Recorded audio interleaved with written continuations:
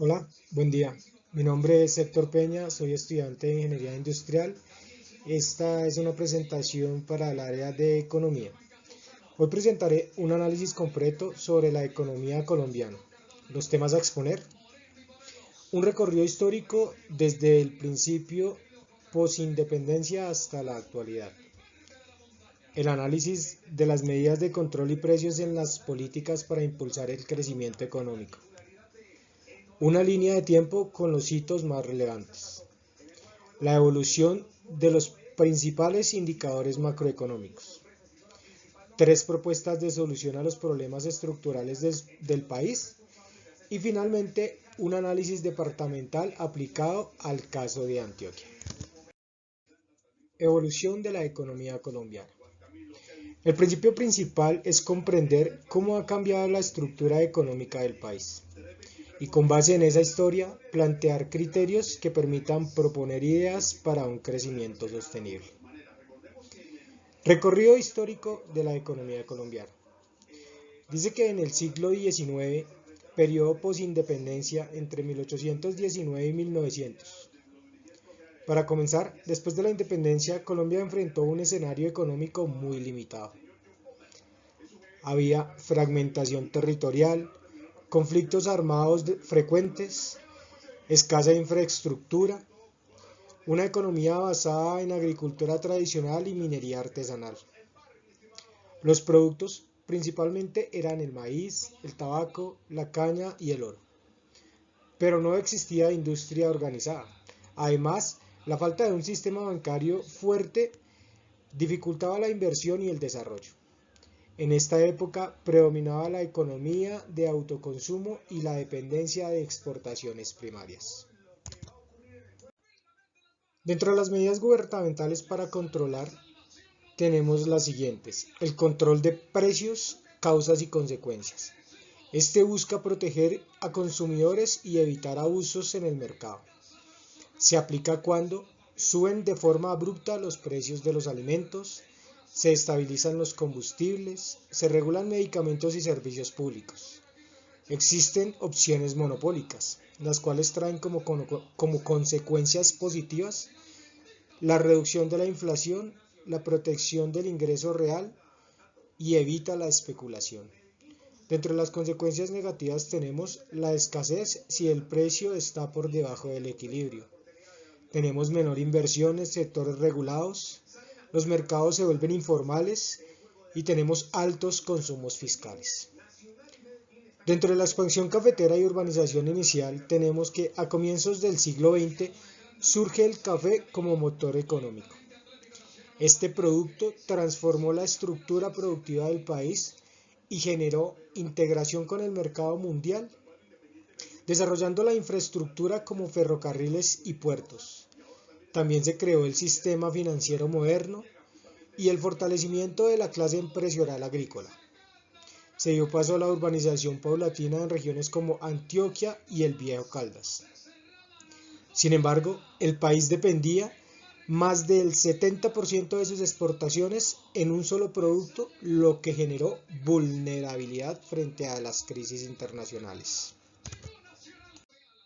Como línea del tiempo, tenemos la Gran Depresión y creación del Banco de la República en 1930 y 1950. La crisis del 29 golpeó duramente a Colombia. La caída del precio del café redujo ingresos, afectó al comercio y causó inestabilidad financiera. En este contexto, la misión Kemmerer recomendó la creación del Banco de la República en 1923, que permitió estabilizar la moneda, controlar la emisión de dinero, supervisar el sistema financiero, manejar el crédito y regular tasas de interés. Además, surge la industrialización por sustitución de importaciones con fábricas textiles, metalmecánicas, alimentos y bebidas. El Estado comenzó a intervenir la economía con aranceles altos y subsidios a la industria. El periodo de industrialización y modernización de 1950 a 1980. Entre los años 50 y 80 se vivió una de las etapas de mayor dinamismo que destacan: el crecimiento del sector manufacturero, la urbanización acelerada, la creación de instituciones clave como el SENA, IFI, ICA y Colciencias. También tenemos el avance educativo técnico y el empleo. A pesar del progreso, persistían desigualdades, baja productividad rural y violencia política. Tenemos también la crisis económica y deuda externa entre 1980 y 1990. Colombia cayó en la crisis latinoamericana de deuda y registró una inflación del 20% al 30% anual. También existió la devaluación sostenida, el endeudamiento externo creciente, generando conflictos armados y narcotráfico que afectaron la economía. Se implementaron programas de ajuste fiscal y control monetario para estabilizar la economía. Tenemos la apertura económica y transformación estructural entre 1990 y el 2010. En los 90, la administración de Gaviria implementó una profunda apertura económica que incluyó la reducción de aranceles, liberación financiera, privatización de empresas, flexibilización de tiempo de cambio, lo cual trajo beneficios como la llegada de la inversión extranjera y modernización empresarial. Sin embargo, también generó efectos negativos como desindustrialización parcial, cierre de pequeñas empresas y altos niveles de desempleo hacia 1999. La bonanza petrolera, crisis global y la transición digital entre 2010 y 2024 generó el alto precio del petróleo e impulsó el crecimiento. Tiempo después vino la caída del petróleo en el 2015, la crisis del COVID-19 en el 2020, con una contracción económica del menos 6.8%, el aumento de la inflación en el 2022 al 2023 y los avances recientes hacia la digitalización, energías renovables y servicios especializados. Dentro de las medidas de crecimiento económico incluimos la reducción de impuestos, los créditos y subsidios a sectores estratégicos, programas de infraestructura, políticas de formalización laboral, inversión en ciencias y tecnología. Esto trajo impactos positivos con el aumento del PIB, más empleo y competitividad. Los impactos negativos fue el riesgo de déficit fiscal y la dependencia del capital externo. Como evolución de los indicadores económicos PIB, tenemos que el promedio histórico creció el 3.5%. También tuvimos una caída fuerte en 1999 y 2020, esto generando la dependencia del petróleo y la minería. En cuanto a la inflación, el alza en los 70 y 80 controlada tras la Constitución de 1991. Tuvimos repuntes recientes por choques externos. El mercado laboral en la informalidad creció entre el 45 y el 60%. Tuvimos desempleo alto en jóvenes y mujeres. En cuanto al sector externo, la balanza comercial deficitaria, alta dependencia de la minería, esto generó el 5.5% de pobreza. En el 2002 generamos un repunte respecto a la pandemia. Colombia sigue siendo uno de los países más desiguales. En cuanto a la participación sectorial en la economía colombiana, tenemos tres propuestas. La primera propuesta sería la transformación productiva basada en ciencia y tecnología. Esto significaría más inversión en tecnología, centros de innovación, alianzas entre universidades y empresas y formación técnica especializada. Esto nos traería como beneficios productividad, empleo calificado y exportaciones de alto valor.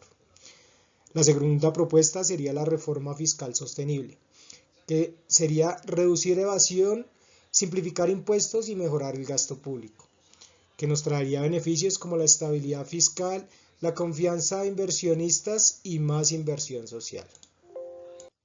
Como tercera tenemos el impulso a la agroindustria, que que sería tecnificación del campo, crédito rural, infraestructura y cadenas productivas agroindustriales. Esto nos traería como beneficios menor pobreza rural, seguridad alimentaria y desarrollo regional. El análisis departamental. Caso Antioquia. Vemos que la estructura económica en Antioquia es uno de los departamentos más diversificados del país, con manufactura, servicios financieros, minería, agroindustria, comercio y logística. En cuanto a los indicadores, tenemos que aporta entre un 13 y 14% del PIB nacional. Tiene también un desempleo del 8 al 10%. La informalidad es superior al 45%. Tiene una alta inversión pública y privada. Además, tiene avances en infraestructura como Hidroituango y el túnel del Toyo. Dentro de las conclusiones territoriales podemos decir que Antioquia es un territorio competitivo y estratégico para la economía nacional. Aunque mantiene desigualdades internas, su modelo de diversificación productiva puede replicarse en otras regiones. La economía colombiana ha pasado por un proceso complejo con avances importantes de diversificación, estabilidad monetaria y modernización institucional, pero aún enfrenta retos como informalidad, desigualdad y baja productividad. Las propuestas basadas en tecnología, reforma fiscal y agroindustria pueden impulsar un crecimiento sostenible.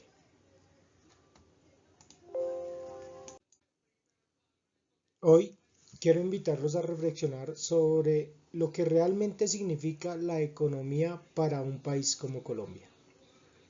Porque hablamos del Producto Interno Bruto, el Banco de la República, el dólar, de presupuestos o de aranceles. Solemos pensar que estamos frente a conceptos lejanos, casi académicos. Pero la verdad es que cada uno de estos elementos dialoga constantemente con los otros. Actúan como piezas de una maquinaria que solo funciona si todos trabajan en armonía. Desde mi experiencia, he aprendido que la economía de un país se parece mucho a la economía de una empresa. Necesita disciplina, visión, equilibrio, planeación. Pero todo esto también si hay sensibilidad humana y capacidad de adaptarse a los cambios. Por eso, más que analizar estos temas sueltos, hoy quiero que veamos cómo están profundamente conectados. El Producto Interno Bruto. Como punto de partida de la salud, vemos que este es el gran termómetro de un país. Mide cuándo producimos, cuándo consumimos y cuándo crecemos. Pero más allá de ser un dato, el PIB es el resultado de todas las decisiones económicas que toma Colombia. Cuando el PIB crece, significa que los hogares están consumiendo, las empresas están invirtiendo y el Estado está ejecutando, que los mercados están confiando. Pero cuando el PIB se frena, nos muestra que hay fuerzas internas o externas que están afectando este ciclo. ¿Y qué tiene que ver esto con los demás temas? Mucho. El nivel del PIB condiciona cuánto recauda el gobierno y por tanto cómo puede invertir en el presupuesto nacional. Este también influye en el comportamiento del dólar, porque cuando la economía se debilita, los inversionistas buscan salidas y el tipo de cambio se presiona. El PIB débil obliga al Banco de la República a replantear tasas de interés para estimular la economía. Un PIB dinámico atrae inversiones a la bolsa de valores, fortaleciendo el mercado de capitales. Y un PIB estancado empuja al gobierno a reconsiderar aranceles para proteger sectores o estimular la producción. Es decir, el PIB no abre un análisis, lo conecta todo. Por otro lado, el presupuesto nacional es la herramienta para mover el PIB. Es la forma como el país elige en qué invertir los recursos que todos generamos. Pero lo más importante es entender que el presupuesto es simultáneamente causa y consecuencia del PIB. Si el país produce más, el gobierno recauda más. Si el gobierno invierte bien, el país produce más. Cada peso asignado tiene un impacto directo en la estructura económica. Inversiones en infraestructura nos reducen costos y mejora la competitividad.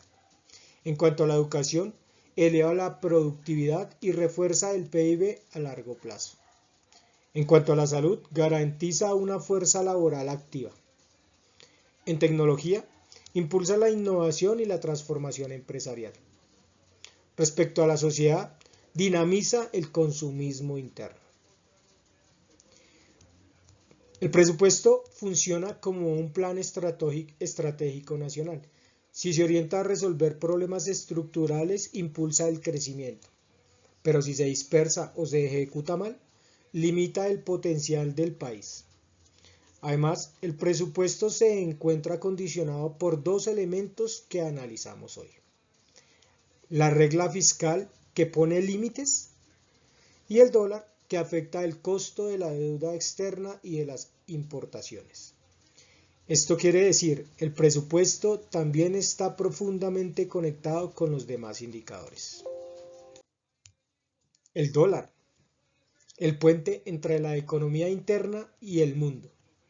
El comportamiento del dólar en Colombia es un reflejo de dos cosas: el estado de nuestra economía y las presiones globales. El dólar se convierte en un hilo conductor entre múltiples variables. Relación con el PIB. Cuando la economía colombiana se desacelera, los inversionistas retiran el capital. ¿Y el dólar sube? Un dólar alto, a su vez, encarece las importaciones y frena una vez más el PIB. Es un círculo que necesita cuidado. Relación con el presupuesto nacional. Buena parte de la deuda está en dólares. Cuando el dólar sube, pagar esa deuda cuesta más. Esto reduce los recursos disponibles para programas sociales y de inversión. La relación con la inflación y el Banco de la República. Un dólar alto encarece alimentos e insumos importados. Eso sube la inflación. Y ante la inflación, el Banco de la República debe subir tasas. Pero tasas altas frenan el PIB. Aquí se ve claramente cómo una simple variación del dólar puede alterar toda la estructura económica de un país. La relación con los aranceles. Si el dólar está alto, los aranceles pueden evaluarse con lupa. Un arancel alto más un dólar alto nos da como resultado productos demasiado costosos. Esto puede frenar sectores enteros. La relación con la bolsa de valores. Cuando el dólar sube por incertidumbre, la bolsa cae. Cuando hay confianza, la bolsa sube y el dólar baja. Entonces, por lo tanto, el dólar es un nodo central. Mide la estabilidad, la confianza y la capacidad económica del país. Vemos así el Banco de la República, el contrapeso que evita que la economía pierda el equilibrio. El Banco de la República aparece como el actor encargado de mantener estabilidad en medio de estas conexiones. No actúa en vacío, responde al PIB, al dólar, a la inflación y al presupuesto, esto en un contexto internacional. Cuando la inflación sube por culpa del dólar, el banco sube las tasas. Cuando el consumo está deprimido, baja las tasas. Cuando el gobierno aumenta el gasto público, el banco analiza su impacto. Cuando la productividad cae, observa los indicadores de empleo. Cada decisión del banco repercute en las empresas, en los costos de créditos, en el consumo, en la inversión, en la actividad bursátil y en la competitividad de un país. Pero lo más interesante es cómo el banco se relaciona con la regla fiscal. Si el gobierno gasta demasiado, el banco debe apretar la economía para evitar el desequilibrio. Si el gobierno es prudente, el banco tiene margen para estimular el crecimiento. En este sentido, el banco es la figura que evita extremos. Ni un país desenfrenado por el gasto, ni un país paralizado por la austeridad. Este es el punto medio necesario. Ahora bien, vemos la regla fiscal. Esta es la columna vertebral de la credibilidad, la que nos marca un tope al endeudamiento público. Igual tiene repercusiones en casi todo lo que ya mencionamos. En cuanto al presupuesto, el gobierno no puede gastar más de lo que es sostenible. Esto obliga a priorizar sectores clave. En cuanto al dólar, la regla fiscal creíble atrae inversión y fortalece la moneda. Una debilitada espanta el capital y eleva el tipo de cambio. Con las decisiones del Banco de la República, si el gobierno gasta demasiado, presiona la inflación. Y es ahí cuando el banco debe actuar de forma más agresiva. En cuanto a la bolsa, las inversiones revisan la disciplina fiscal para decidir si entran o salen de Colombia. En cuanto al PIB, si hay un orden fiscal, hay crecimiento sostenible. Si no lo hay, tarde o temprano se siente el impacto. La regla fiscal es la garantía de que Colombia no compromete su futuro financiero. La bolsa de valores es donde se manifiesta toda la confianza en el país.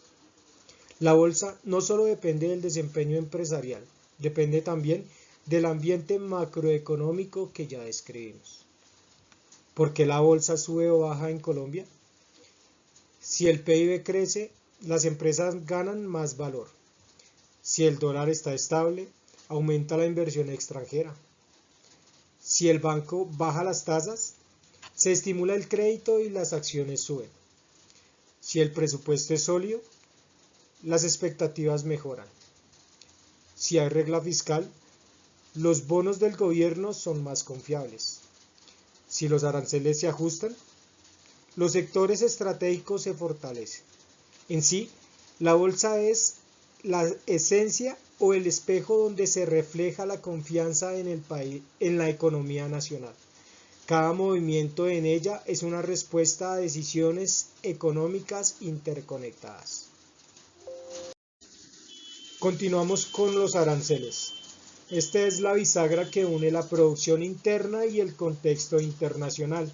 Por eso decimos que la economía está interconectada.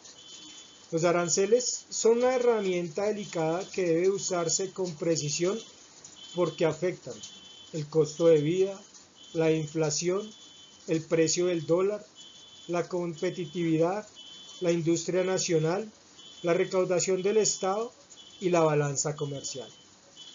Por ejemplo, si el dólar está alto, subir aranceles puede ser peligroso. Si el PIB está débil, reducir aranceles puede incentivar el consumo de productos extranjeros en vez de impulsar la industria local. Si la regla fiscal exige recaudar, los aranceles pueden aumentar ingresos. Si el banco lucha contra la inflación, los aranceles deben ajustarse con prudencia. Los aranceles, por tanto, no se pueden analizar sin extender ni entender todo el panorama económico. Ahora, quiero cerrar con algo fundamental. La economía colombiana no es una suma de partes. Esto es un organismo vivo, donde todo está conectado. El PIB se alimenta del presupuesto. A su vez, el presupuesto depende de la regla fiscal. La regla fiscal influye en el dólar y el dólar impacta en la inflación. La inflación determina las decisiones del banco. El banco determina el costo del crédito y el crédito influye en la bolsa. Así, la bolsa refleja la confianza y los aranceles ajustan el equilibrio entre producción local y comercio exterior. Es un sistema bastante complejo, pero también es muy fascinante, donde cada decisión, cada política y cada movimiento tiene efectos en cadena. Y nosotros como gerentes, como líderes, como ciudadanos, nos corresponde entender esas conexiones para tomar decisiones más conscientes, más humanas y más estratégicas. Muchas gracias.